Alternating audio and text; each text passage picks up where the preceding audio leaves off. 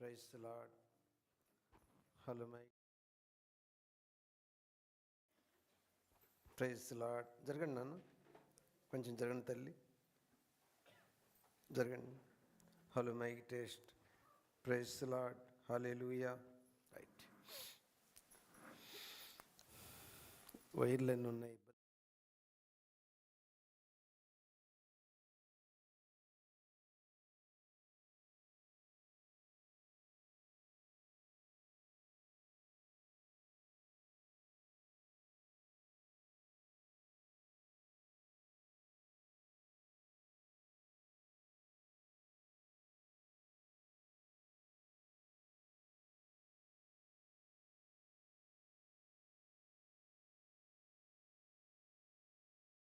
ప్రభువు నందు ప్రేమైనటువంటి దేవుని బిడలారా, దేవుడు మనలందరినీ ప్రేమించి శ్రేష్టమైన దివ్యమైన సమయాన్ని దేవదేవుడు మనందరికీ దయచేసినందుకు మనతో ఉన్న యేసయ్యకి నా హృదయపూర్వకమైన వందనాలు చెల్లిస్తూ ఉన్నా.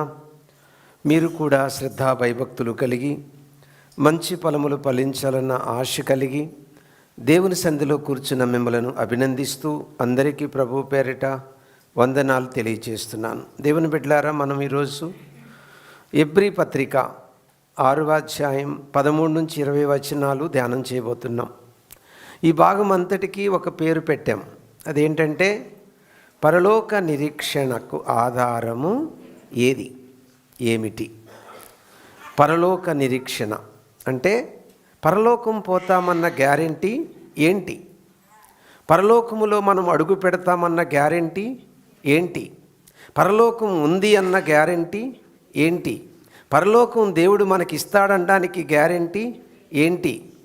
సో ఈ పరలోకాన్ని గూర్చినటువంటి ఒక నిరీక్షణకు ఆధారము ఉంది అనే విషయం మీద రచయిత మాట్లాడుతున్నాడు. వినండి.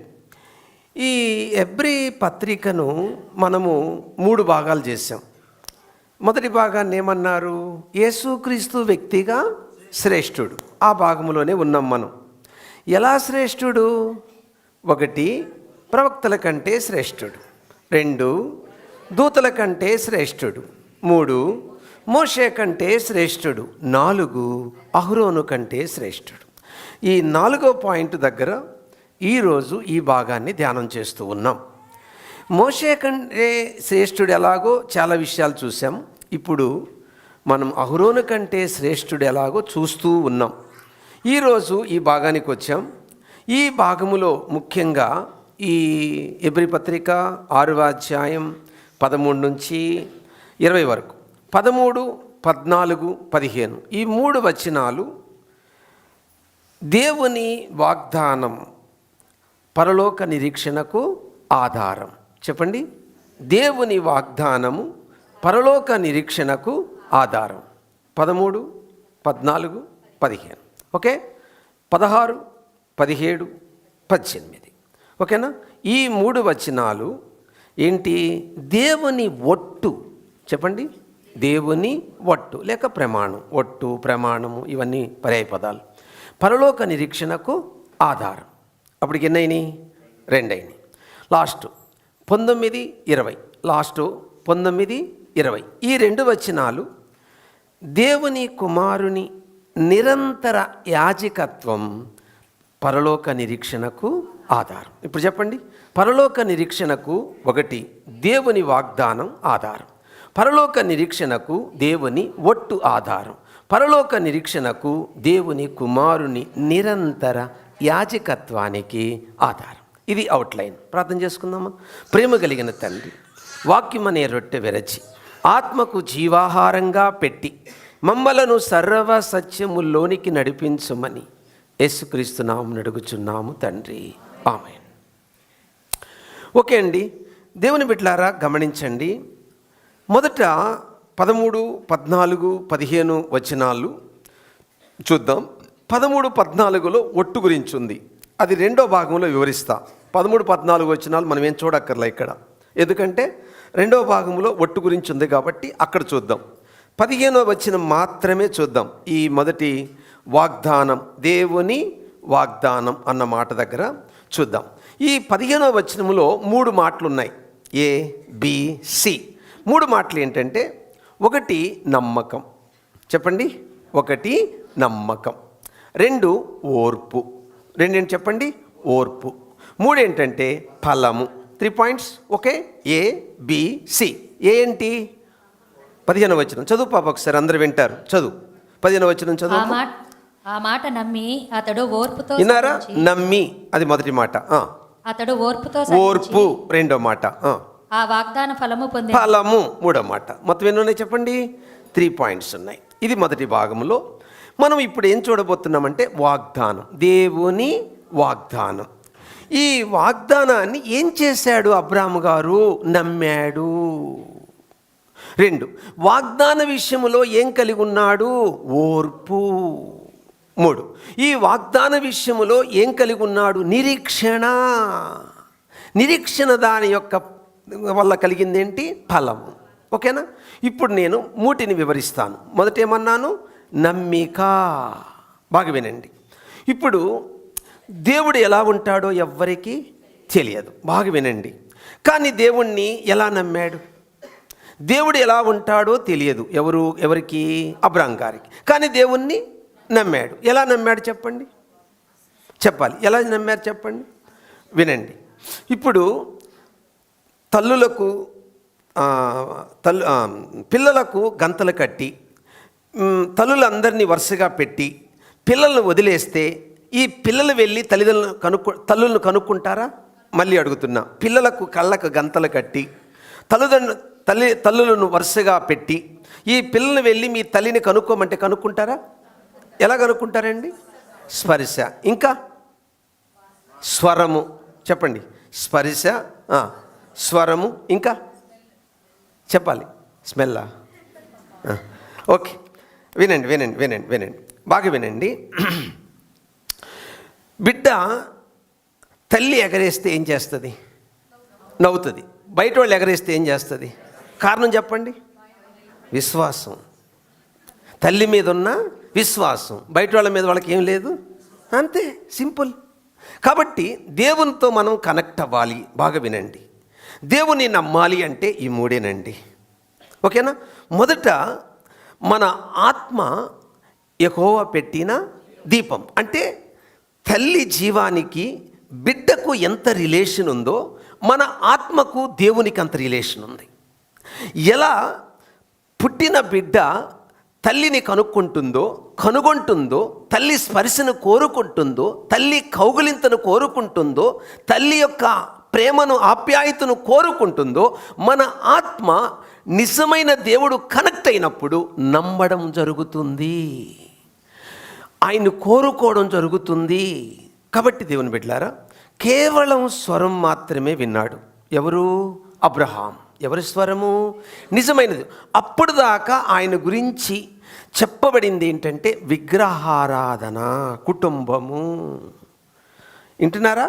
కల్దీల దేశము, విగ్రహారాధనకు పుట్టిల్లు. అటువంటి విగ్రహారాధనలో ఉన్న అబ్రాహాము గారు ఎవరిని కనుగొన్నాడు? నిజమైన దేవుణ్ణి. అంటే కన్నా తల్లిని కనుగొన్నట్టు పుట్టించిన భగవంతుణ్ణి, దేవుణ్ణి కనుగొన్నాడు. ఎవరు? అబ్రహాం. కాబట్టి అది నమ్మకం. ఈ నా నమ్మకము ఎంత తారాస్థాయికి చేరిందో ఒకసారి చూపిస్తాను మీకు. రోమాపత్రిక 4వ అధ్యాయము 18 నుంచి 24 వచనాలు. రోమాపత్రిక 4వ అధ్యాయము 18 నుంచి 24 వచనాలు. త్వరగమ్మ. రోమాపత్రిక 4వ అధ్యాయం 18. ఇలాగ ఉండునని చెప్పిన దానిని బట్టి తాను అనేక జనములకు తండ్రి అగునట్లు నిరీక్షణకు ఆధారము లేనప్పుడు అతడు నిరీక్షణ కలిగి నమ్మెను. మరియు అతడు విశ్వాసమునందు బలహీనుడు కాక రమారమి 100 ఏండ్ల వయస్సు గలవాడై ఉండి అప్పటికీ తన శరీరము మృతతుల్యమైనట్టును శారా గర్భమును మృతతుల్యమైనట్టును ఆలోచించెను గాని అవిశ్వాసము వలన దేవుని వాగ్దానమును గూర్చి సందేహింపక. విన్నారా? అవిశ్వాసము వలన దేవుని వాగ్దానమును సందేహింపక దేవుని మహిమపరిచి దేవుణ్ణి మహిమపరిచి ఆయన వాగ్దానము చేసిన దానిని నెరవేర్చుటకు సమర్థుడని రూఢిగా విశ్వసించి దేనికి ఆధారం లేనప్పుడు నమ్మాడండి? నిరీక్షణకు ఆధారం. సైన్స్ ప్రకారము ఒక స్త్రీకి బిడ్డలు పుట్టే వయసు ఎంత తెలుసు కదా? ఆ గర్భములో ఆ పిండము తయారవడము అనే ఆ యొక్క ఆ స్త్రీకి ఉన్న వయసు 45 ఇయర్స్. 45 ఇయర్స్ దాటిన తర్వాత చాలా కష్టం. అంటే మనం ఏ రూపంలో వెళ్ళినా కూడా సహజంగా సైన్స్ ప్రకారం. అప్పుడు శారమ్మకు వయసు ఎంత? 75. ఆమె గర్భాన బిడ్డ పడేటప్పటికి వయసు ఎంత? 100 ఏళ్ళ. అబ్రాముకు 100 ఏళ్ళు. శారమ్మకి వచ్చేవారం చెప్పండి. ఎవరు కరెక్ట్గా చెప్పట్లేదు. నోటికి ఏదో వచ్చేది చెప్పాడు అన్నా. మీకంటూ కాన్ఫిడెన్స్ లేదా? బాగా చదువుతున్నారు బైబిల్, మీకు చాలా వందనాలు. వినండి. వినండి. సో అబ్రాహాము గారికి వయసు ఎంత అండి? 100 ఇయర్స్. అంటే అక్కడ ఒక మాట ఉందండి, మృతతుల్యము అంటే అర్థము అక్కడున్న ఆ సెల్ ఉంటాయి కదండి. సో పురుషు నుండి వచ్చే జీవకణం కానీ ఆ స్త్రీ అండకోశములో ఉన్న కణాలు కానీ అవన్నీ ఏమైపోయి ఉన్నాయి? డెడ్ అయి ఉన్నాయి. బట్ అలాంటి పరిస్థితుల్లో ఏం చేశారండి? నమ్మారు. దట్ ఈస్ ఫెయిత్, విశ్వాసం. ఇప్పుడు నా ప్రశ్న ఏంటంటే, ఒక వ్యక్తి దేవుని మాటను నమ్మకుండా రక్షింపబడగలడా? నమ్మకుండా పరిశుద్ధుడు కాగలడా? నమ్మకుండా దేవుణ్ణి వెంబడించగలడా? నమ్మకుండా పాపాన్ని మానగలడా? నమ్మకుండా పాపాన్ని జయించగలడా? నమ్మకుండా పాపాన్ని అసహించుకోగలడా? సో క్రైస్తవ జీవితం అంతా దేని మీద ఆధారపడి ఉందండి? నమ్మకం. Word of God. దేవుని వాక్కుని ఏం చేయాలండి? మనము నమ్మాలి, నమ్మాలి, నమ్మాలి, నమ్మాలి. దేవుని పిల్లలారా, మన విశ్వాసం వాక్యం మీద ఆధారపడి ఉంది, రూపం మీద ఆధారపడి లేదు. వినండి, బాగా చెప్తాను. ఈ కన్ను ఈ సృష్టిని అన్నిటిని కూడా చూడలేదు. ఫర్ ఎగ్జాంపుల్ సూర్యుని చూడగలదా? మిట్ట మధ్యాహ్నం. ఫర్ ఎగ్జాంపుల్ మన ఆత్మను చూడగలదా? ఫర్ ఎగ్జాంపుల్ విద్యుత్తును చూడగలదా? ఫర్ ఎగ్జాంపుల్ ఆక్సిజన్ చూడగలదా? చెప్పండి. అంటే మన కన్ను చూడనివి కొన్ని ఉన్నాయంటే సృష్టి, అంతే కదండి. దేవుని సృష్టేనండి మన ఆత్మ, దేవుని సృష్టేనండి ఆక్సిజన్, గాలి. మరి దేవుని సృష్టిలోనే కొన్ని చూడలేని ఈ కన్ను సృష్టికర్తను చూడగలదా? Yes or no? నో. మరి ఎలా కనెక్ట్ అవుతుంది మన ఆత్మ ఈయన దేవుడని? చెప్పాను కదా, చెప్పండి. స్వరము, స్వరం అంటే వాక్యం, తర్వాత స్పర్శ, ఇంకేం చెప్పాను? ఇంకొకటి జీవం చెప్పాను కదా.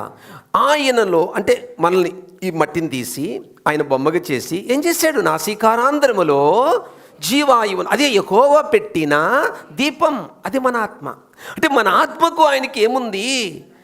చూడండి, మన పసిబిడ్డను చూడండి, ఆ తల్లికి బిడ్డకున్న సంబంధం ఎలా ఉంటుందో అలాగే ఉంటుంది మన ఆత్మకు దేవునికి. గమనించండి ఎంత గొప్ప రిలేషన్ ఉందో. అలాగా నమ్మాడు. అర్థమైంది కదండి. దేన్ని నమ్మాడు?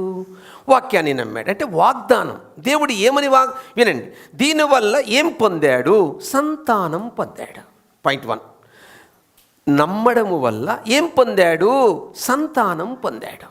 బాగా వింటున్నారు కదా. ఇక్కడ అప్లికేషన్ ఏంటంటే, నువ్వు యేసుక్రీస్తు నమ్మితే నువ్వు దేవునికి సంతానం అయిపోతావు. ఉందా మాట? ఉందా? బైబిల్లో ఉందా? ఎక్కడుంది చెప్పండి. యోహాను రాసిన మొదటి పత్రిక 1వ అధ్యాయంలో ఏమనుంది? యేసుక్రీస్తును ఎందరూ అంగీకరించుదురో వారందరూ దేవునికి పిల్లలు. అంతే. ఇప్పుడు చూడండి, ఈ నమ్మకం వల్ల ఏం పొందాడు అబ్రహాం గారు? సంతానం. మనం యేసుక్రీస్తు నమ్మడం వల్ల దేవునికి ఏమవుతాము? పిల్లలం. అంటే ఆయనకి మనము సంతానం. ఇప్పుడు నా బిడ్డ అనడానికి రెండే ఆధారాలు. ఒకటి, గర్భాన పుట్టుండాలా. 2, లీగల్గా దత్తము చేసుకోవాలా. ఓకేనండి. సో ఈరోజు మనమందరం దేవునికి ఎలా దత్తపుత్రులము అయ్యాం. యేసుక్రీస్తునందు విశ్వాసము ద్వారా దేవునికి మనము పిల్లలమయ్యాం. That is faith. వింటున్నారు కదండి. సో ఇది మన బేస్. పరలోక నిరీక్షణకు మనకున్న ఆధారం ఏం చెప్పాను? పాయింట్ 1 చెప్పండి. ఇంకేం గుర్తుంటుందంటారా? విశ్వాసము. దేని మీద విశ్వాసము? దేవుని వాక్యం మీద. అంటే వాక్, దేవుని వాక్యం మీద. సో ఆ తర్వాత ఏం చేశాడు అంటే చెప్పిన వెంటనే బిడ్డని ఇచ్చేశాడా? చెప్పింది ఎప్పుడు? 75లో. ఇచ్చింది ఎప్పుడు? 100లో. మధ్య గ్యాప్ ఎంత? 25 years. 25 years ఏం కలిగి ఉన్నాడు? ఓర్పు. Note this point. నువ్వు యేసు ప్రభుని నమ్మింది ఎంతకాలం? ఇప్పటికీ నీ వయసును బట్టి లెక్కేసుకోండి. ఎంతకాలం అయింది యేసు ప్రభుని నమ్మి? ఆ రోజు నుంచి ఈ రోజు వరకు చెప్తూనే ఉన్నారు. ఏమని? మనం పరలోకం పోతాం, మనం ఆయన వస్తాడు, ఆయన తీసుకుపోతాడు, ఆయన వస్తాడు, ఆయన తీసుకుపోతాడు. వచ్చాడా? మరి ఓర్పు నశించదా? మరి ఖచ్చితంగా నశిస్తుంది. కానీ ఈయన ఓర్పు నశించిందా? లేదు. చూడండి, ఇక్కడ రచయిత ఎబ్రీ క్రైస్తవులను ఎలా పరలోకం వైపుకు వాళ్ళ దృష్టిని మళ్ళిస్తున్నాడో ఒక్కసారి మీరు ఆలోచించండి. వాళ్ళ మైండ్ యేసుక్రీస్తు నుంచి ఏమయ్యింది? వెనక్కి వెళ్ళిపోయింది. వెనక్కి వెళ్ళిన వాళ్ళ మైండ్ని ఇప్పుడు ఏం చేస్తున్నాడు? దేవుని వైపుకు తీసుకొస్తున్నాడు. ఎంత చక్కగా తీసుకొస్తున్నాడో చూసారా? వాళ్ళ మూల పురుషుడైన అబ్రహామును ఎగ్జాంపుల్ తీసుకొని చక్కగా వివరిస్తున్నాడు. పాయింట్ ఇందులో బీకి వచ్చాను. అంతా ఏం చెప్పాను? నమ్మకం, వాగ్దానం విషయమైన నమ్మకం. ఇప్పుడు బి అని చెప్తున్నాను, వాగ్దాన విషయమైన ఓర్పు. చెప్పండి, ఓర్పు సముద్రం కంటే గొప్పది. అర్థమవుతుందా? నీ ఓర్పు నీ జీవితాల్లో విజయాలను తీసుకొచ్చి పెడుతుంది. కానీ ఓర్పు లేకపోతే ఎంతో నష్టాన్ని తీసుకొచ్చి పెడుతుంది. ఓర్పు లాభాన్ని తెస్తే చెప్పండి, ఓర్పు లేకపోవడము గొప్ప నష్టం. ఓర్పు లేకపోవడం వల్ల ఎన్నో కుటుంబాలు ఏమైపోయాయి? నాశనం అయిపోయాయి, విడిపోయాయి. ఓర్పు లేకపోవడం వల్ల ఎన్నో అనర్థాలు, గొడవలు, కొట్లాట్లు, కేసులు, కోర్టులు, అశాంతి. ఓర్పు లేకపోవడం వల్ల సూసైడ్. ఓర్పు లేకపోవడం వల్ల ఎన్నో భయంకరమైన సంఘటనలు జరుగుతున్నాయి. ఏమి లేక? ఓర్పు లేక. ఓర్పు లేక. అర్థమైందా? మనకు ఏం కావాలట? ఓర్పు కావాలి. మళ్ళీ ప్రశ్న, ఓర్పు ఏం తీసుకొస్తుంది పాస్టర్ గారు? చెప్పబోతున్నాను. ఎబ్రీ పత్రిక 11వ అధ్యాయము 19వ వచనం. ఎబ్రీ పత్రిక 11వ అధ్యాయము 19వ వచనం. ఓర్పు ఏం తీసుకొస్తుంది? అబ్రహాము శోధింపబడి విశ్వాసమును బట్టి ఇస్సాకును బలిగా అర్పించెను. ఎవడు ఆ వాగ్దానములు సంతోషముతో అంగీకరించెనో ఇస్సాకు వలనైనది నీ సంతానం అనబడును అని ఎవరితో చెప్పబడినో ఆ అబ్రహాము మృతులను సహితము లేపుటకు దేవుడు శక్తిమంతుడని ఎంచినవాడై తన ఏకకుమారుని అర్పించి ఉపమాన రూపముగా విన్నారా? అర్పించి ఉపమాన రూపములో అతనిని మృతులలో నుండి మరల. విన్నారా? ఏం చూశాడు? పునరుద్ధానము. పాయింట్ 1 సంతానము. పాయింట్ 2 పునరుద్ధానము. ఏమండి? ఓర్పు. నీ ఓర్పు అప్లికేషన్ ఇస్తున్నా. మీ ఓర్పు మహిమ శరీరాన్ని చూడబోతున్నారు. మీ ఓర్పు మహిమ శరీరములో అడుగు పెట్టబోతున్నారు. మీ ఓర్పు ఏ వాగ్దానాన్ని నమ్మి ఓర్పు కలిగి జీవిస్తూ ఉన్నారో మీ అక్షయతను ధరించి మహిమ శరీరములో అడుగుపెట్టి ఆ పరలోకములో మనం అడుగు పెట్టబోతున్నాము. వాగ్దానాన్ని నమ్మిన వాళ్ళు ఏం కలిగి ఉండాలి? ఓర్పు. ఊపిరుంటే ఉప్పు గల్లు అమ్ముకొని బతకొచ్చు అంటే అర్థం ఏంటి? ఏం కోల్పోయాను? ఓర్పు. నీతో నేను ఆగలేను. చెప్పండి, ఏం కోల్పోయాను? ఓర్పు. ఇక నా కంఠములో ఊపిరి ఉండగా నీ గుమ్మం తొక్కను. ఏం కోల్పోయాను? ఓర్పు. నువ్వు చర్చిలో కనపడితే ఈ చర్చికి నేను రాను. చెప్పండి, ఏం కోల్పోయాను? ఓర్పు. ఓర్పు కోల్పోతే పునరుద్ధానాన్ని చూడలేం. ఓర్పు కోల్పోతే మహిమ శరీరాన్ని చూడలేం. చూసారా? ఆయన ఓర్పు మీకు అర్థమైందా? శ్రమ పరీక్ష, పరీక్ష ఓర్పు, ఓర్పు నిరీక్షణ, నిరీక్షణ సంతోషం. మళ్ళీ చెప్పండి, శ్రమ పరీక్ష. అంటే శ్రమ ఏం చేస్తుంది? మనల్ని పరీక్షిస్తుంది. పరీక్ష ఏం చేస్తుంది? ఓర్పుని తీసుకొస్తుంది. ఓర్పు ఏం చేస్తుంది? నిరీక్షణ ఇస్తుంది. నిరీక్షణ ఏం చేస్తుంది? ఫలాన్ని చూపిస్తుంది. అదే అది నేను తర్వాత 3వ పాయింట్కి వస్తాను. బాగా వినండి. ఓర్పు. కాబట్టి మనందరికీ ఏం కావాలి చెప్పండి? ఓర్పు. ఎక్కడికి పోతే మనకు ఓర్పు వస్తుంది? మనం సంతపేటకు పోతే వస్తుందా? లేకపోతే సీఎంఆర్కి పోతే వస్తుందా? లేకపోతే మాల్కి పోతే వస్తుందా? ఎక్కడికి పోతే ఓర్పు కొనొచ్చు చెప్పండి? ప్రపంచంలో ఎక్కడ నీకు ఓర్పు దొరకదు. మరి ఎక్కడ దొరుకుతుంది ఓర్పు చెప్పండి? యేసయ్య పాదాల దగ్గర దొరుకుతుంది. ఏమన్నాడు? నా కాడి మీ మీద ఎత్తుకుని నా యొద్ద నేర్చుకొనుడి. ఎందుకయ్యా? నేను సాత్వికుడను, దీన మనసు గలవాడు. ఆయన పాదాల దగ్గర దొరుకుతుంది, ఆయన సన్నిధిలో దొరుకుతుంది. వర్డ్ ఆఫ్ గాడ్, దేవుని వాక్యములో దొరుకుతుంది. ఏంటండి? ఓర్పు. 1 వాగ్దానాన్ని ఏం చేశాడు? నమ్మాడు. 2 వాగ్దానం విషయమై ఏం కలిగి ఉన్నాడు? ఓర్పు. ఆ నమ్మకం ఏం తీసుకొచ్చింది? సంతానం. ఆ ఓర్పు ఏం చూశాడు? పునరుద్ధానుడైన ఇస్సాకును. ఏమండి? నెంబర్ 3 3వ పాయింట్కి వచ్చాను. ఇందులోని మొదటి అంశంలోని అక్కడ ఏముంది చెప్పండి? ఫలం అనే పదం ఉంది కదా. ఫలానికి ఆధారం ఏంటండి? నిరీక్షణ. చెప్పండి, నిరీక్షణ. ఇప్పుడు దేవుడు ఇక్కడ వాగ్దాన ఫలం గురించి మాట్లాడతాడు. ఎక్కడ చూద్దామా? ఆదికాండం 22వ అధ్యాయం 18వ వచనం. ఆదికాండం 22వ అధ్యాయం 18వ వచనం. మరియు నీవు నా మాట వినినందున భూలోకములోని జనములన్నీయు నీ సంతానము వలన విన్నారు కదా? నువ్వు నమ్మావు దేనికి? సంతాన విషయంలో. ఆ సంతానము నీకు ఇచ్చా. ఆ సంతానం పట్ల నువ్వేం కలిగి ఉన్నావు? ఓర్పు. మీరు చెప్పండి, నీ కొడుకుని నాకి అంటే ఎవరు నోర్చుకుంటారా? నీ కొడుకుని నాకి చంపేస్తుంటే ఓర్చుకుంటారా మీరు? మరి ఏముంది అబ్రాహాము గారికి? ఓర్పు. నీ కొడుకుని నాకి బలి అంటే ఎట్లుంటుందమ్మా? లేక 25 ఏళ్ళు కనిపెట్టాడు. తీరా బిడ్డనిచ్చిన తర్వాత నాకి చంపే అంటే ఏం కలిగి ఉన్నాడయ్యా? ఓర్పు. ఆ ఓర్పు తర్వాత ఇప్పుడు దేవుడు ఏమంటున్నాడు? నీ సంతానమును బట్టి భూలోక జనాంగాలను ఏం చేస్తాను? ఆశీర్వదిస్తానన్నాడండి. మళ్ళీ ప్రశ్న, ఏంటి ఇక్కడ సంతానం అంటే? నీ సంతానములు అనలేదండి, నీ సంతానము అన్నాడు. ఏంటి సంతానం? గలతీ పత్రిక 3వ అధ్యాయం 16వ వచనం. గలతీ పత్రిక 3వ అధ్యాయము 16వ వచనం. నీ సంతానం. అబ్రహామునకును అతని సంతానమునకును వాగ్దానములు చేయబడెను. ఆయన అనేకులను గూర్చి అన్నట్టు సంతానములకును అని చెప్పక ఒకని గూర్చే అన్నట్టే నీ సంతానమునకును అనెను. ఆ సంతానము క్రీస్తు. చాలు. ఎంత గొప్ప ఆశీర్వాదం అండి. విన్నారా? ఆ ఓర్పే లేకపోతే ఈ ఫలము రాదు కదా. ఈ నిరీక్షణే లేకపోతే ఈ ఫలము రాదు కదా. కాబట్టి భూలోకములో ఉన్న అన్ని వంశాల వారిని ఏం చేస్తానన్నాడు? ఏంటి ఆశీర్వాదం? 10 ఎకరాల పొలమా? 500 గొర్రెలా? 4-5 ఫ్లాట్లా? పాట్లా? కేజీ బంగారమా? ఉద్యోగమా? ఏ ఆశీర్వాదం వస్తుందండి చెప్పండి? ఏ ఆశీర్వాదం వస్తుంది? భూలోకములో ఉన్న వాళ్ళందరినీ నేను ఆశీర్వదిస్తాను అన్నాడు. ఎలాంటి ఆశీర్వాదం ఇస్తాడు? భూప్రపంచం అంతా దేనికోసం ఎదురు చూస్తుందండి? లోకస్తులందరూ దేనికోసం ఎదురు చూస్తారండి? ఆశీర్వాదం.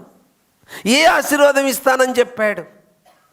మీరు ఆదికాండం 22:18లో దేవుడు చెప్పాడు, నీ సంతానమును బట్టి భూలోకములో ఉన్న ప్రజలను ఏం చేస్తాను? ఆశీర్వాదం. ఆ సంతానం ఏంటో చూసాం. ఎవరు ఆ సంతానము? యేసుక్రీస్తు. యేసుక్రీస్తు ద్వారా భూలోకాన్ని ఏం చేస్తానన్నాడు? ఆశీర్వాదం. ఏంటి ఆశీర్వాదము? ఎలాంటి ఆశీర్వాదం అది? అపొస్తలుల కార్యం 3వ అధ్యాయం 26వ వచనం. అపొస్తలుల కార్యం 3వ అధ్యాయం 26వ వచనం. దేవుడు తన సేవకుని పుట్టించి మీలో ప్రతివానిని వాని దుష్టత్వం నుండి మళ్లించుట వలన మేము ఆశీర్వదించుటకు ఆయనను మొదట మీ అద్దెని చెప్పాను. ఏ ఆశీర్వాదం? ఈరోజు పాపం వల్ల మనిషికి ఏమీ లేదు. ఈరోజు పాపం వల్ల మనిషి ఏమనుభవిస్తున్నాడు? అన్నీ ఉన్న అల్లున్నట్లో శని, ఆరోగ్యము లేదు. ఆలోచించండి. శాపం అనుభవిస్తున్నాడు. నీకు తెలుసు ఈ మధ్యకాలంలో ఏం జరిగిందో? కాలిపోయిందా? ఏంటది? లాస్ ఏంజల్ ఏమైంది? ఆ కారణం తెలుసా మీకు? వాళ్ళలో ఒకరు ఏమన్నారు? మేము హీరో, దేవుడు జీరో అన్నాడు. జీరో అన్నందుకు ఏమైంది? ఎవరు హీరో దేవుడు చూసి చూపించాడు. అర్థమైందా? దేవుడితో పెట్టుకుంటే ఎలా ఉంటుంది మరి? దేవునితో నా చెలగాటము. అర్థమైందా? కాబట్టి దేవుని బిడ్డలారా, మనం ఒక ప్రశ్న వేసుకోవాలి. నిజమైన ఆశీర్వాదం డబ్బులో లేదు. వాళ్ళు కోట్లు సంపాదించుకొని ఇల్లు కట్టుకున్నారండి, ఏమైంది? బూడిదైపోయింది. మీకు ఒక విషయం చెప్పనా? భూలోక ఆశీర్వాదాలన్నీ అగ్నికి ఆహుతి కాబోతున్నాయి. దేవుడు నీకు ఇచ్చిన ఆశీర్వాదం శాశ్వతంగా నిలవబోతుంది. దేవుడు నీకు ఇచ్చిన ఆశీర్వాదాన్ని ఎవ్వరు తీసివేయలేరు. భూకంపాలు తీసివేయలేవు, మరణాలు తీసివేయలేవు. ఏ ప్రమాదము నీకు దేవుడిచ్చిన ఆశీర్వాదాన్ని తీసివేయలేరు. అది నీ యొద్ద నుండి ఎవ్వరూ తీసివేయలేరు. దేవుడు చేతుల్లో మనం ఉన్నాం. ఆయన చేతుల నుండి ఎవ్వరు మనల్ని అపహరింపలేరు. అటువంటి ఆశీర్వాదం ఏంటంటే దుష్టత్వము నంచిన. పాపం మనిషికి ఏం లేకుండా చేసిందండి. ఈరోజు కొట్లాట్ల కారణం ఏంటండి? పాపం. దేశానికి కారణం ఏంటండి? పాపం. ఒకరినొకరు చంపుకోవడానికి కారణం ఏంటండి? పాపం. కుటుంబాలు విడిగిపోవడానికి కారణం ఏంటండి? పాపం. భార్య ఉండగా మరొక స్త్రీని పెళ్లి చేసుకోవడానికి కారణం ఏంటండి? పాపం. ఇంత గొప్పగా చెప్పుకుంటున్నాము అబ్రాహాము గురించి. ఆయనలో ఉన్న స్వభావము ఆయన శోధిస్తూనే వచ్చింది. ఆఖరితో వెళ్ళాడా? ఐగుప్తికి వెళ్ళాడా? సిన్నండి, పాపం అది. కాబట్టి దేవుని పిల్లలారా, ఆలోచించండి, ప్రశ్న వేసుకోండి. నీకు ఇచ్చిన ఆశీర్వాదం వెలపెట్టి కొనలేనంత గొప్ప ఆశీర్వాదం దేవుడిచ్చాడు. నువ్వు ఎన్ని కోట్లు దారపోసినా ఈ ఆశీర్వాదం పొందలేవండి. మరి ఎలా పొందగలం పాస్టర్ గారు? పాయింట్ 1, విశ్వాసం. ఎలా పొందగలం పాస్టర్ గారు? ఓర్పు. ఎలా పొందగలం పాస్టర్ గారు? నిరీక్షణ. చెప్పండి వరుసకి ఇప్పుడు. 1 నమ్మకం, 2 ఓర్పు, 3 నిరీక్షణ. నువ్వు పొంది తీరుతావు. దేవునికి ఏమైపోతావు? సంతానం. 2, నువ్వేం చూస్తావు? దేవునికి సంతానం అయితే ఈ శరీరాన్ని విడిచి మరొక శరీరం చూస్తావు. నువ్వు పునరుత్థానం చూడబోతున్నావు. నువ్వు ఏం చూడబోతున్నావు? పునరుత్థానం. ఆలోచించండి. 3వది ఏం చూస్తావు? ఆశీర్వాదం. ఏంటి ఆశీర్వాదం? నీతి, సమాధానము, పరిశుద్ధాత్మ అందలి. ఇక దుఃఖం చూడవు, ఇక కన్నీరు చూడవు, ఇక వేదనలు చూడవు, ఇక బాధలు చూడవు. ఇక నీ జీవితంలో బాధ, వేదన, దుఃఖం అనేది తూర్పుకి పడమరకు ఎంత దూరము, నింగికి నేలకు ఎంత దూరము, అంత దూరాన్ని వెళ్ళిపోతుంది. ఎల్లప్పుడూ ప్రభువునందు అన్నది. నీ ఆనందానికి అద్దులుండవు, నీ సంతోషానికి అద్దులుండవు. అర్థమైందా?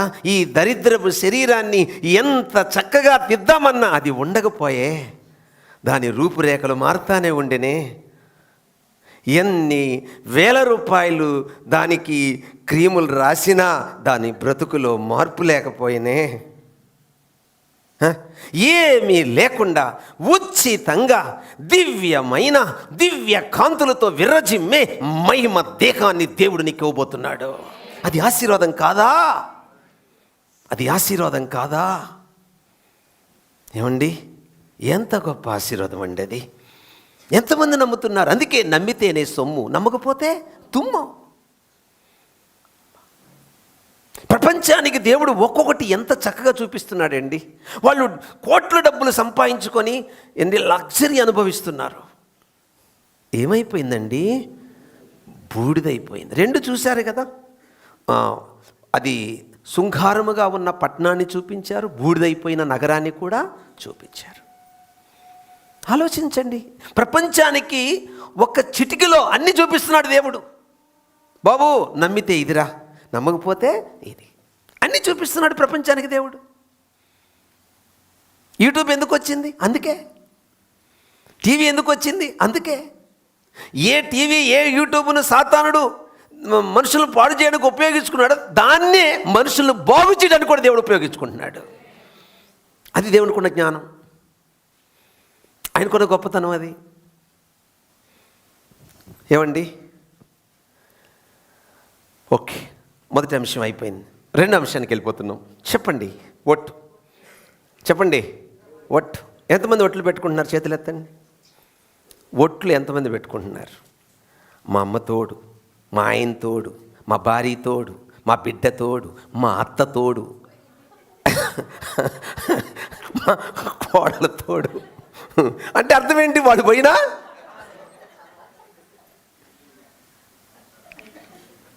ఆలోచించండి. ఒట్లు పెట్టుకోవచ్చా, పెట్టుకోకూడదా? మరి ఒట్టు పెట్టుకోకపోతే ఒట్టు ఎందుకు ఇచ్చాడు దేవుడు? చెప్తాను, ఒట్టు గురించి చెప్తాను, వినండి జాగ్రత్త. దేవుని బిడ్డలారా, ఒట్టు గురించి బైబిల్ ఏం చెప్తుందో చూద్దాం. ఓకేనా? కీర్తన గ్రంథం 15వ కీర్తన 4వ వచనం. నాన్న ఒక్క నిమిషము. ఇప్పుడు ఏం చేస్తామంటే 16వ వచనం చదువు చెప్తా. ముందు హెబ్రీ పత్రిక 6వ అధ్యాయము 16వ వచనం చదువున్నాను. మనుషులు తమకంటే గొప్పవాని తోడు అని ప్రమాణం చేతురు. వారి ప్రతి వివాదములోనూ వివాదాంశమును పరిష్కారం చేయునది ప్రమాణమే. ఒక్క నిమిషం ఆలోచించండి. ఇక్కడ ఒట్టు దేనికి ఇవ్వబడింది? అక్కడ ఒక పదం ఉంది చూడండి, వివాదము పరిష్కరించబడును. ఉందమ్మా ఆ పదం ఉందా తల్లి? వివాదము. వివాదం ఏం చేస్తుందట? ఒట్టు సద్మణిగిస్తుంది కదా. రైట్, చూద్దాం.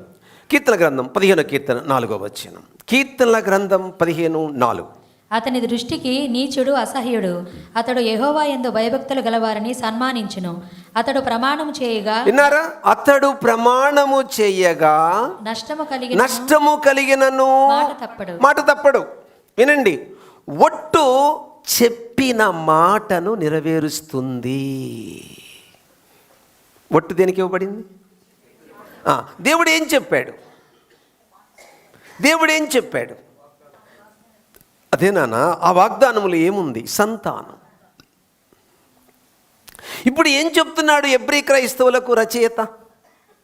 ఓ హెబ్రీ క్రైస్తవులారా, అబ్రహాము వాగ్దానాన్ని నమ్మాడు. సంతానం ఇచ్చాడు. ఓర్పు కలిగి ఉన్నాడు. ఇస్సాకును, పునరుద్ధానుడైన ఇస్సాకును చూశాడు. ఆశీర్వాదం పొందారు. ఇది యేసుప్రభు వచ్చేసాడు కదా, ప్రపంచానికి ఆశీర్వాదం ఇచ్చాడు కదా. ఆ పాయింట్ చెప్పి ఇప్పుడు ఏమంటున్నాడు?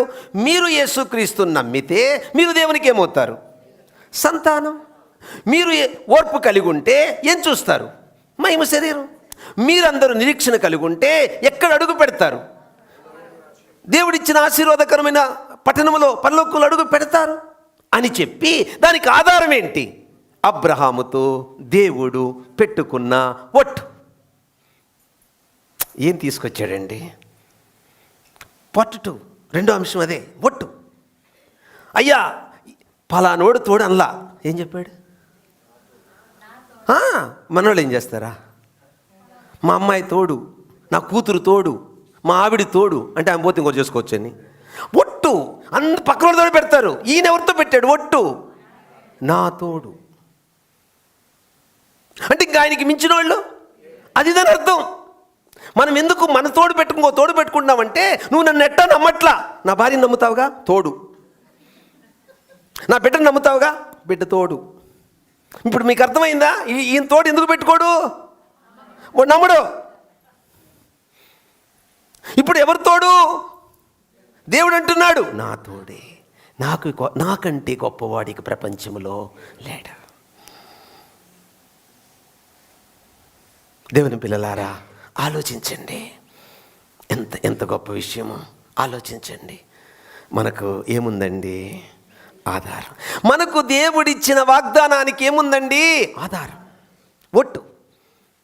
పాయింట్ 1, ఒట్టు ఎందుకు?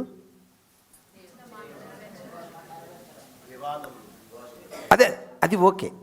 పాయింట్ 1, ఇచ్చిన మాటను నెరవేర్చడం. మరి ఒట్టు అవసరం అంటే మనిషి బలహీనుడు. నమ్మే విషయంలో మనిషి బలహీనుడైన మనిషికి ఆ విశ్వాసాన్ని కలిగించాలంటే దేవుడు ఏం పెట్టాల్సి వచ్చింది? అది బలహీనుడు కాబట్టే కదా ఇప్పుడు మనం ఏదైనా మాట ఇస్తాము, ఒట్టు, వెంటనే ఒట్టు పెట్టవచ్చో లేదో తర్వాత చెప్తాం, ముందు వినండి. Okay, point 1. ఇప్పుడు పాయింట్ 2కి వస్తాను. ఒట్టు ఎందుకు ఇవ్వబడింది? 6:13 ద్వితీయోపదేశకాండం. నీ దేవుడైన యెహోవాకు భయపడి ఆయనను సేవించి ఆయన పేరట ప్రమాణం చేయవలెను. అది ఎందుకు ఇవ్వబడింది? మీరు ఇతర దేవతలను ఓ, అనగా చాలు పాప. ఒట్టు ఎందుకు ఇవ్వబడింది? సత్యాన్ని నిరూపించడానికి. నేను చెప్పేది నిజం, నేను చెప్పేది వాస్తవం, నేను చెప్పేది సత్యం అని నిరూపించడానికి ఒట్టు ఇవ్వబడింది. పాయింట్ 1, చెప్పిన మాట నెరవేర్చడానికి ఒట్టు ఇవ్వబడింది. పాయింట్ 2, నేను చెప్పేది సత్యం అని నిరూపించడానికి ఒట్టు ఇవ్వబడింది. మీరు గమనించారా? ఒట్టు పెట్టగానే పక్కన వాళ్ళు ఏమవుతారు? అప్పుడు దాకా నిన్నెట్ట నమ్మాలి, ఒట్టు పెట్టగానే ఓకే, వివాదం ఏమైంది? ఇప్పుడు అయిపోయిలా, అదేమ్మా చెప్పింది.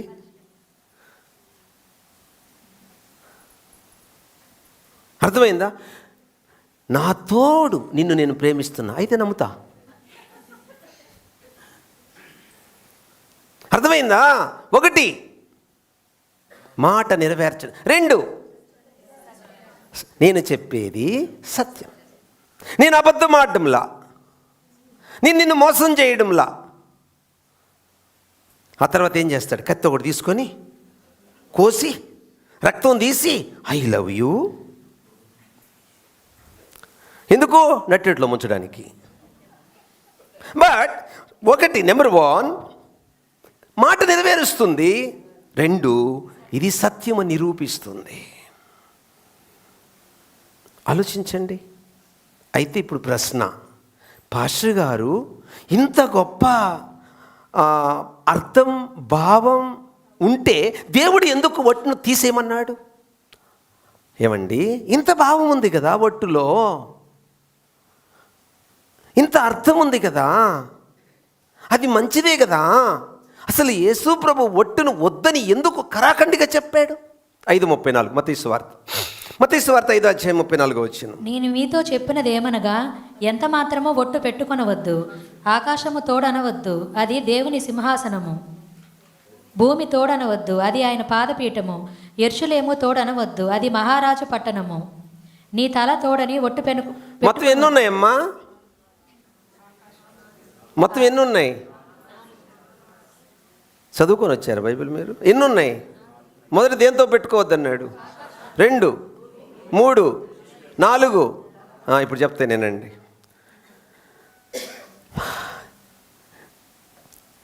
ఒట్టు తప్పితే ఏం జరగద్ది? ఒట్టు పెట్టామమ్మా, ఆ ఒట్టు కానీ నెరవేర్చకపోతే ఏం జరగద్ది?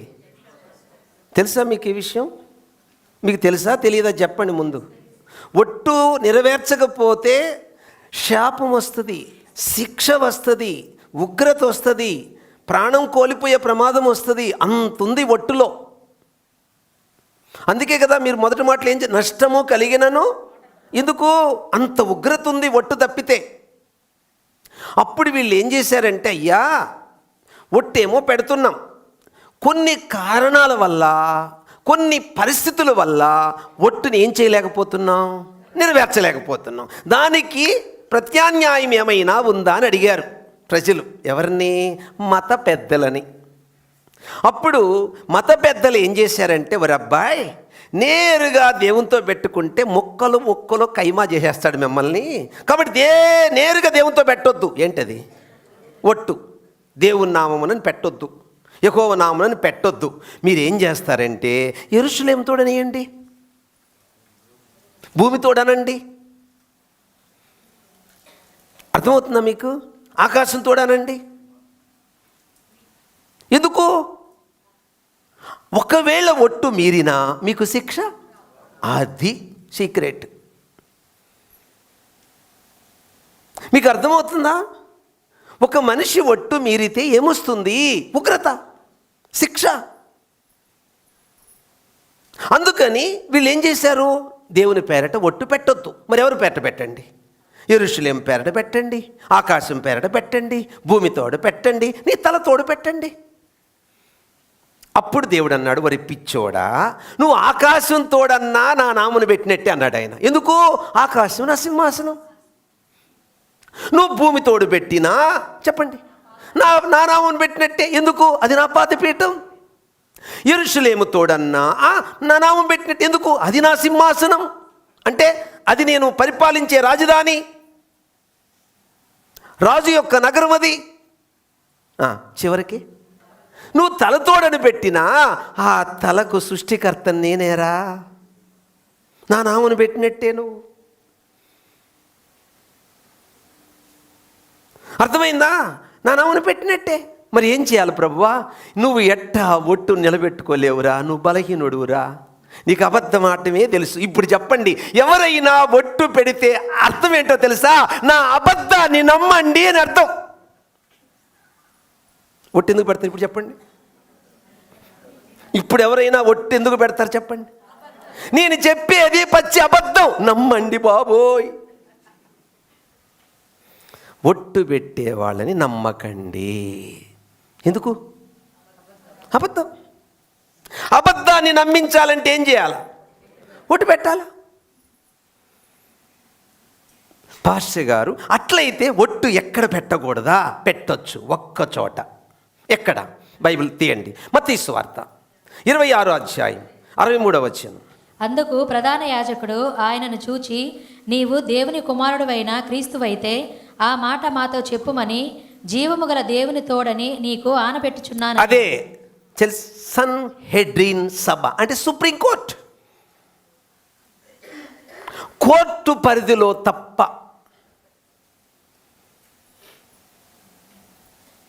ఇంకెక్కడ ఒట్టు? అక్కడ ఎందుకు పెట్టాలా? న్యాయపీఠం. ఇంకా సాక్ష్య ఆధారాలతోనే జడ్జిమెంట్ ఇవ్వడం జరుగుతుంది. జడ్జి సాక్ష్యాలు లేకుండా జడ్జిమెంటు ఇవ్వలేడు. ఎంతమంది అక్కడ పోయి అబద్ధ ప్రమాణాలు చేస్తున్నారు? అందుకే మరి పిల్లలకి శాపం వస్తానే ఉంది.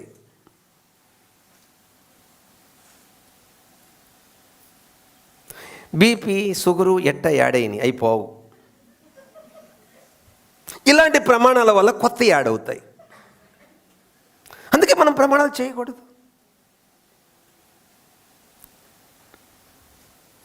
నేను చిన్నప్పటి నుంచి గమనించా, నన్ను నేను పరీక్షించుకున్నా. నేను ఎప్పుడన్నా ప్రమాణం చేశానంటే అర్థం అబద్ధం అని. నా గురించి చెప్తున్నా, మీ గురించి చెప్పట్లే. నిజమమ్మా. నేను ఎప్పుడైనా ప్రమాణం చేశాను పాస్టమ్మ కంటే నేను అబద్ధం చెప్తున్నట్లు లెక్క. నేను ఎప్పుడైనా పాస్టమ్మతో నేను ప్రమాణం చేయను అంటే అది నిజం చెప్తున్నట్లు లెక్క. అదైతే గుర్తించాను నేను. ఇప్పుడు చెప్పండి, ఒట్టు పెట్టుకుంటారా పెట్టుకోరా? తేల్చుకోండి.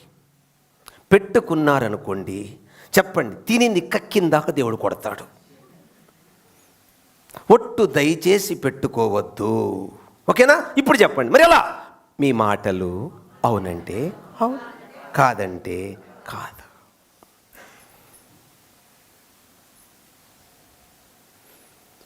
పార్ట్ 2 అయిపోయింది. పార్ట్ 3 3వ అంశానికి వెళ్ళిపోతున్నాం. 3వ అంశం ఏం చూడాలి మనం ఇప్పుడు? 19-20 వచనాలు అంతే, సింపుల్. ఇందులో ప్రధాన యాజకుడు అంటే మెల్కీసెదెకు క్రమము చొప్పున అని ఉంటుంది. ఓకేనా? ఎవరు ఆ మెల్కీసెదెకు? మీకు ఎబ్రీ పత్రిక చెప్పానా నేను? ఏమని చెప్పాను? బైబిల్ స్టడీలో చెప్పలేదా? ఎంతమంది గుర్తుంది చెప్పండి. మెల్కీసెదెకు ఎవరు? మెల్కీసెదెకు ఎవరు? మెల్కీసెదెకు ఎవరు?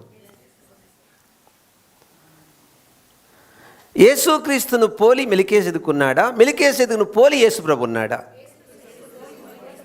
రెండోసారి, యేసు ప్రభును పోలి మెల్కీసెదెకున్నాడా? మెల్కీసెదెకును పోలి యేసు ప్రభు ఉన్నాడా?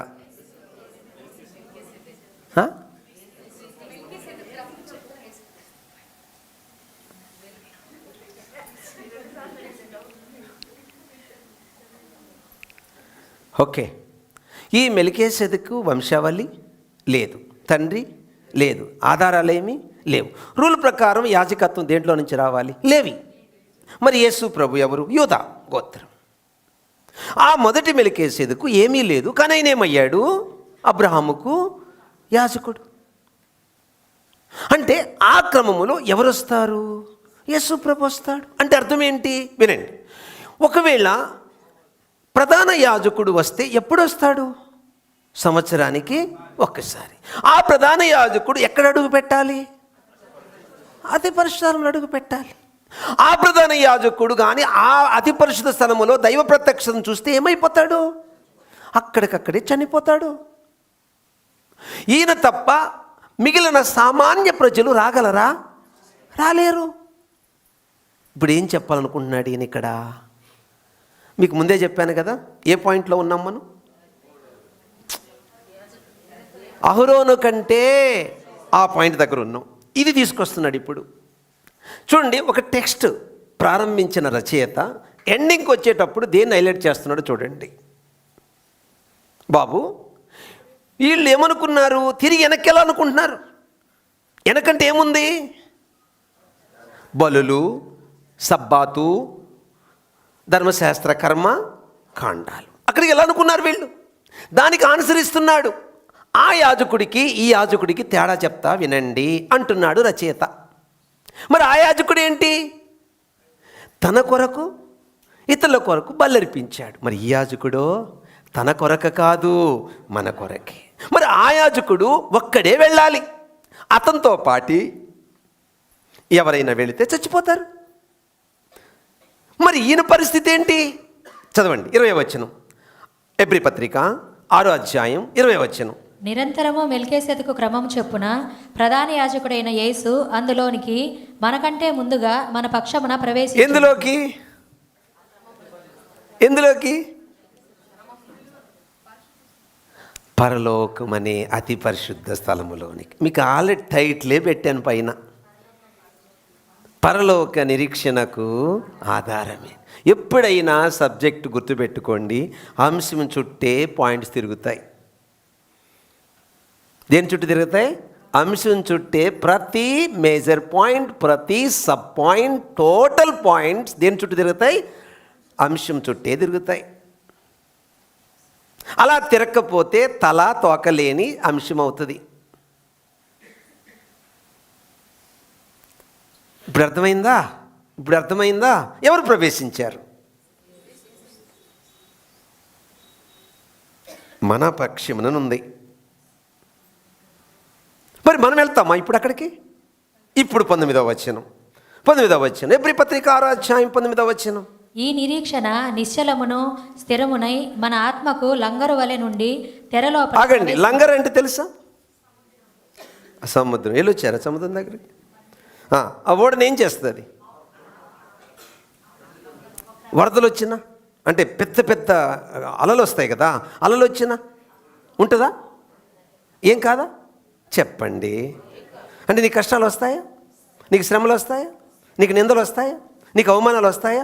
చావలసి వచ్చిన అంటి పరిస్థితులు కూడా వస్తాయా?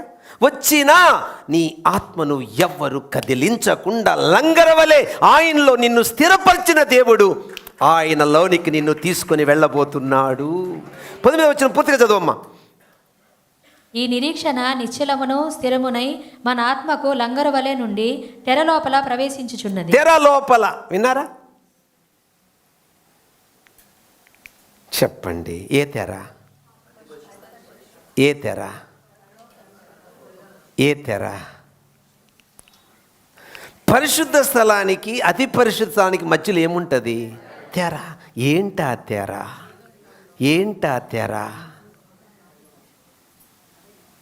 మత్తయి సువార్త 27వ అధ్యాయం. మత్తయి సువార్త 27వ అధ్యాయం 51, 52 అమ్మా, 51 చదువు. అప్పుడు దేవాలయపు తెర పైనుండి క్రింది వరకు రెండుగా చినిగెను. ఏ తెర? మీరే తెర అన్నారు. ఈ తెర ఏంటో తెలుసా? యేసుక్రీస్తు శరీరం. ఎప్పుడైతే యేసుక్రీస్తు శరీరం సిలువలో అగ్నిమైందో, బలయిందో, ఆ తెర ఏమైంది అంటే దాని అర్థం ఇప్పుడు దాకా ఏ పాప ఫలితంగా మానవుడు బయట త్రోసివేయబడి దేవుని రాజ్యానికి రాకుండా పాపము ఆపివేసిందో, ఆ పాపానికి రావలసిన శిక్ష యేసు ప్రభు తన శరీరమందు అనుభవించి ఆ విధముగా సిలువలో యజ్ఞాన్ని పూర్తి చేసినందున మానవుడు బయట ఉన్నవాడు నేరుగా యేసు ప్రభు ద్వారా పరలోకానికి వెళ్ళిపోతాడు అని అర్థం. నిరీక్షణకు ఆధారం ఏంటండి? పరలోక నిరీక్షణకు ఆధారము వాగ్దానం, ఒట్టు, యేసుక్రీస్తు అనే యాజకత్వం. ఎంత ధన్యులమండి మనం. ఓకే, ముగింపుకు వచ్చాను, వినండి. ఒక కుర్రోడు ఏడుస్తూ ఉన్నాడు. ఎందుకు ఏడుస్తున్నావు అన్నాడు ఒక పెద్ద ఆయన. నాకు నానేవాళ్ళు ఎవ్వరూ లేరు. 1 పేదరికం, 2 ఒంటరితనం, 3 ఆకలి, 4 ఎక్కడ గూడు లేని స్థితి. గూడంటే నివాస్. అప్పుడు ఆయన అన్నాడు, బాబు నువ్వు దిగులు పడక్కర్లా, ఇప్పుడే మన దేశానికి ఒక కొత్త రాణి వచ్చింది. ఆమెకి జాలి, ప్రేమ, ఆప్యాయత, నీలాంటి వాళ్ళంటే హక్కును చేర్చుకొని వాళ్ళ అవసరాలు తీరుస్తుంది. నువ్వు నేరుగా ఆమె దగ్గరికి వెళ్ళిపో, అంతే, నీ లైఫ్ బాగుంటుంది అని సలహా ఇచ్చాడు పెద్ద ఆయన. ఎట్లుంటుంది? ఎంత సంతోషమో! ఎన్నో ఆశలు పెట్టుకొని రాణిగారి నగరానికి వెళ్ళాడు. అక్కడ ఎవరుంటారు? భటులు, సిపాయిలు కదా, సెక్యూరిటీ గార్డ్స్. వాళ్ళు ఏం చేశారు? ఈయన్ని లోనికి రాకుండా త్రోసివేశారు. No entry. ఇక్కడికి రావాలంటే ఏముండాలి? రికమెండేషన్ ఉండాలి. అంటే రాణిగారు ఆజ్ఞ ఉండాలి, పలానా వాడిని లోనికి పంపని ఆమె చెప్తే మేము పంపగలం. ఇలా నేరుగా పంపే రైట్స్ మాకు లేవు. అంతే, ఆశలన్నీ ఏమైపోయాయి? కుప్పగూలిపోయాయి. అక్కడ ఒక ప్లేస్ ఉంది, ఆ ప్లేసులో ఘోరంగా ఏడుస్తున్నాడు. ఆ ఏడుస్తూ ఏడుస్తూ ఏడుస్తూ ఉన్నప్పుడు ఎవరో వెనక నుండి వచ్చి చేయదట్టారు. వెనక్కి తిరిగి చూసి, ఎందుకు ఏడుస్తున్నావు అన్నాడు ఒక అబ్బాయి. జరిగిన విషయం అంతా చెప్పాడు. ఫాలో మీ అన్నాడు అబ్బాయి, నన్ను వెంబడించు అన్నాడు. సరే, మొత్తానికి ఆ అబ్బాయి, ఆ ఏడుస్తున్న అబ్బాయి ఆ తట్టిన అబ్బాయిని ఫాలో అవుతూ అన్నాడు. అక్కడికి వెళ్ళగానే అక్కడ ఉన్నటువంటి ఆ భటులు లేక సిపాయిలు లేక ఆ సెక్యూరిటీ గార్డ్ సెలెక్ట్ కొట్టారు. ఎవరికి? ఏ అబ్బాయికి? పిలిచిన అబ్బాయికి. ఈ అబ్బాయికి మతిపోయింది. నేను పోతే గెట్ అవుట్ అన్నారు, ఆయన పోతే సెలెక్ట్ కొడుతున్నారు, ఇంతకీ ఈయనెవరో ఏంటో అన్నట్టు మొత్తానికి తీసుకెళ్ళాడు. నేరుగా రాణిగారి యొక్క ప్లేస్కి, ఆ సింహాసనం మీద కూర్చున్న ఆమె దగ్గరికి తీసుకెళ్ళి, అమ్మా ఈ అబ్బాయి నిన్ను కలవాలంట అన్నాడు. అంటే అబ్బాయి ఇంకేమవుతాడు?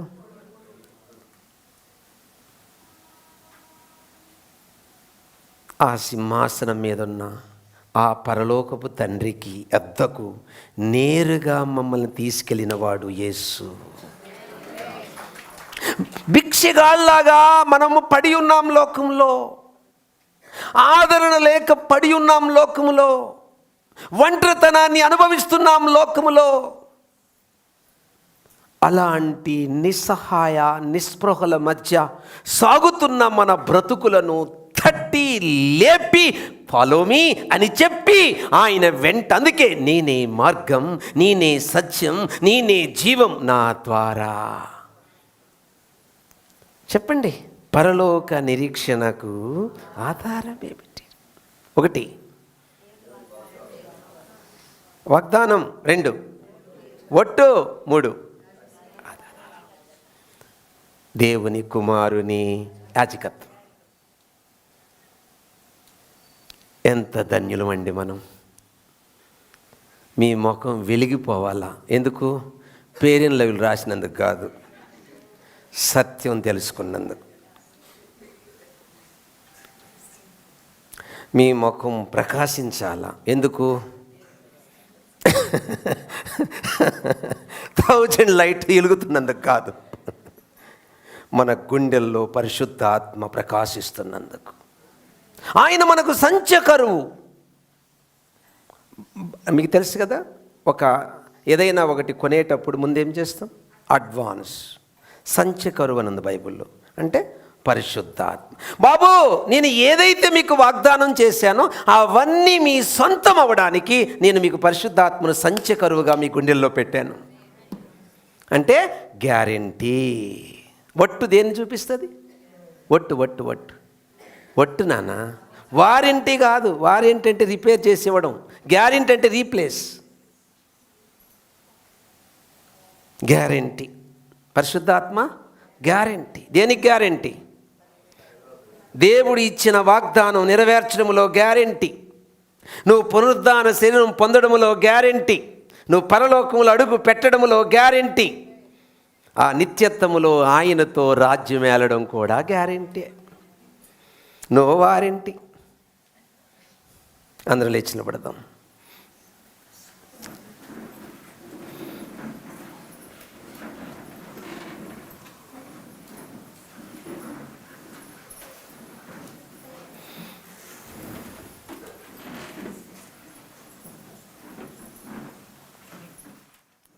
చెప్పండి, యేసయ్యతో చెప్పండి, యేసయ్య ఎంత ఉన్నతమైన స్థితికి నన్ను తీసుకొచ్చావు. కేవలం వాళ్ళకి ఏం గుర్తు చేశాడు రచయిత? అబ్రహాం ఏం చేశాడు? వాగ్దానం నమ్మాడు. వాగ్దానం విషయం ఏం కలిగి ఉన్నాడు? నమ్మకం. రెండోది ఓర్పు. మూడోది నిరీక్షణ. దాని ఫలితం ఏం పొందాడు? 1 సంతానం, 2 పునరుద్ధానుడైన ఇస్సాకు, 3 ఆశీర్వాద ఫలం. ఈరోజు మనము అదే పొందాం.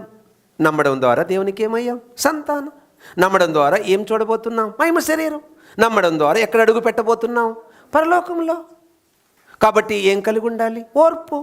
ఇంకేం కలిగి ఉండాలి? నిరీక్షణ. దీనికి ఆధారం ఏంటి? ఒట్టు. దానికి నిరంతర యాజకత్వం ఎవరు? యేసుక్రీస్తు. తండ్రి కుడిపార్శ్వన ఏం చేస్తున్నాడు? విజ్ఞాపన.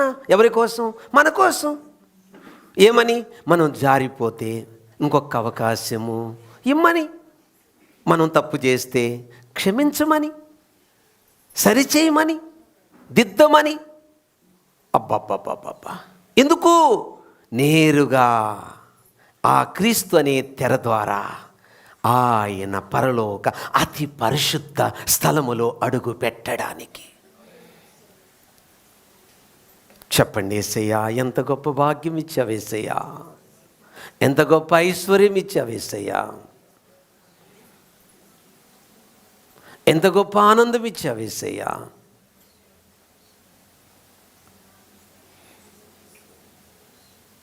ఇంత గొప్ప ఆధిక్యత, యోగ్యత అయోగ్యురాలైన నాకు ఇచ్చావు. ఏమివ్వగలనేసయ్యా? ఏమివ్వగలను నీకు? రక్షణ పాత్రను చేతబుచ్చుకొని కృతజ్ఞతాస్తుతులు చెల్లించుట తప్ప నేను నీకేమీ ఇవ్వలేను స్వామి. నేనంటే నీకెంత ఇష్టం యేసయ్యా, నేనంటే నీకెంత ప్రేమ యేసయ్యా, నా కొరకు ఎంత త్యాగం చేశావు యేసయ్యా, నా కొరకు ప్రాణము పెట్టావు యేసయ్యా. ఈ ప్రేమ నాకెక్కడా దొరకదేసయ్యా. తల్లి ప్రేమలో లిమిట్ ఉందేసయ్యా, తండ్రి ప్రేమలో లిమిట్ ఉందేసయ్యా, సహోదర ప్రేమలో లిమిట్ ఉందే. అన్లిమిటెడ్ ప్రేమతో నువ్వు నన్ను ప్రేమిస్తున్నావేసయ్యా. నీ ప్రేమకు దూరం కాకుండా కాపాడేసయ్యా. నీ ప్రేమకు దూరమై భ్రష్టుని కాకుండా కాపాడేసయ్యా. నువ్వు లేకుండా బ్రతకలేనేసయ్యా. నువ్వు లేనిది అది దినము కాదు, రోజు కాదేసయ్యా. నువ్వు లేనిది ఏది నాకు సంతృప్తి ఇవ్వదేసయ్యా. I want you Jesus, I love you Jesus. Fill me with your holy spirit heavenly father. మీ ఆత్మతో నింపండి పరలోకపు తండ్రి. మీ అభిషేకం కావాలయ్యా, మీ ఆత్మ నింపుదల కావాలయ్యా, మీలో ఆనందించడం కావాలయ్యా, మీలో సంతోషించడం కావాలయ్యా. ఈ లోకములో ఎన్ని పరిస్థితులు తుఫాను వలె నా మీదికి వచ్చినా నా ప్రభువులో ఆనందించే అబకుక్కు లాంటి మనసు కావాలేసయ్యా. నాకు ఈ లోకం వద్దేసయ్యా, నాకు నువ్వు కావాలేసయ్యా, నువ్వు నాకు కావాలేసయ్యా. బలలో చేయవేయబోతున్నానేసయ్యా. నిన్ను నమ్మానా ఏసయ్యా? నేను నమ్మితే నా ఓర్పేమైంది? ఎందుకు భార్యను కొడుతున్నాను? ఎందుకు భర్తను హింసిస్తున్నాను? ఎందుకు మోసం చేస్తున్నాను? నీ వాగ్దానం నమ్మితే ఏదయ్యా ఓర్పు? ఓర్పుంటే నిరీక్షణ ఏదయ్యా? నాకు ఓర్పు కావాలేసయ్యా, నాకు నిరీక్షణ కావాలేసయ్యా, నీ ఒట్టు ఆధారం వేసయ్యా,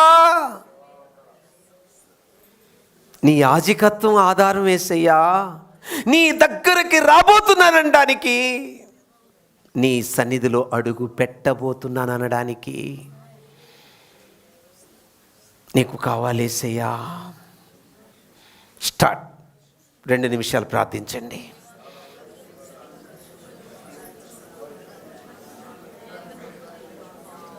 అందరూ open ever mouth please, open ever heart.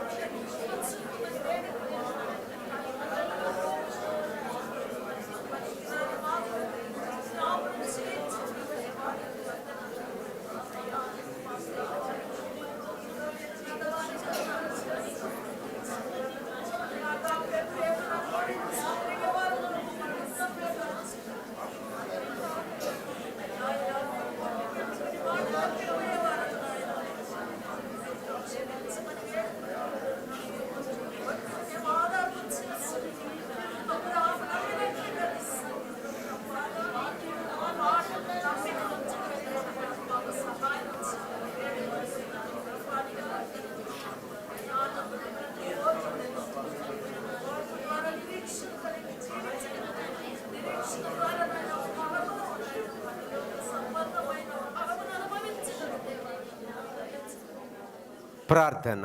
అతి మిక్కిలిగా ప్రేమిస్తున్న మా పరలోకపు తండ్రి, ఇప్పుడు మీ పాదముల దగ్గర అందరం కలిసి ప్రార్థిస్తున్నాము స్వామి. యేసయ్య, ఈరోజు పరలోక నిరీక్షణకు ఆధారం ఏమిటో వివరంగా చెప్పావు స్వామి. పరలోక నిరీక్షణకు ఆధారము దేవుని వాగ్దానము, దేవుని ఒట్టు, దేవుని కుమారి నిరంతర యాజకత్వము. కాబట్టి ప్రభువా, ఇవన్నీ వాస్తవాలు. యూదా క్రైస్తవులు మొదట నమ్మి కొన్ని శ్రమలు తట్టుకోలేక వెనక్కి వెళ్ళిపోతున్నప్పుడు ఎబ్రీ రచయిత ఎలా పరలోకానికి ఆధారము ఉందో వాటిని వివరిస్తూ అహరోను కంటే యేసు ప్రభు గొప్పవాడు అని వివరించాడు. కాబట్టి ఈరోజు ఇక్కడున్న బిడ్డలు వారి స్వనీతిని బట్టి ఎవరు పరలోకము పోరు. కేవలము ఇదిగో విశ్వాసము ద్వారా మేము అదే విశ్వాసాన్ని కలిగి, ఓర్పు కలిగి, నిరీక్షణ కలిగి, మాకున్న ఆధారం నువ్విచ్చిన ప్రామాణికం వాక్యం, అట్టి వాక్యాన్ని విశ్వసిస్తూ యేసుక్రీస్తు బలియాగాన్ని నమ్మినప్పుడు ఖచ్చితంగా పరలోక లోకములో అడుగు పెడతాము.